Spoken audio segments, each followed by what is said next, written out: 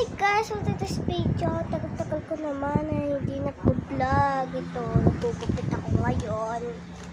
Kasi, birthday ng pinsan ko, si Jana, sa July 27. Malapit na isa na lang. Malapit na yung birthday nito eh. Nagugupit ako dito. Tapos, binigyan ako ng laruan. Ng kalaro ko pala ng squishy siya. Basta! Kuromi. So, nagkukupit ako dito. Drawing ko yan, guys. So, dito muna ako. Ay, pala.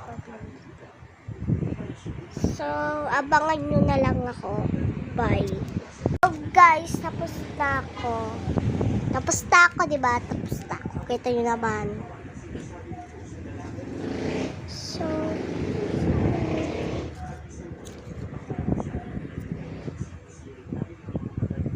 my God, ang tagal na siya.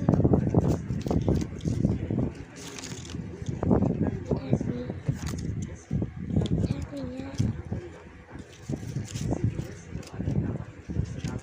So, guys, kanyang batang basahin. Duksong siya, guys. Yeah, basahin nyo na lang siya. Kung alam nyo naman to. Okay. So, guys.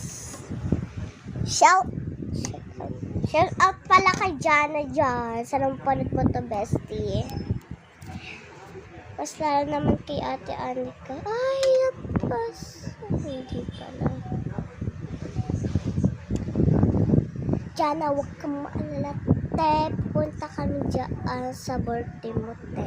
Okay? Manahimik ka na, baka na magsalita, te. Kawasa. Kawasa! Yan, kain ka pa talo ng candy. Kumain ka ng gulay, te. Para matalino yung utak mo. Utak! So, guys. Oh my God. So, nag-charge na ako. Pasensya na lang kayo. Kayo na lang bahala sa buhay niyo. Kasi nag-charge ako. Paano yan? Paano tayo lalabas ha? So,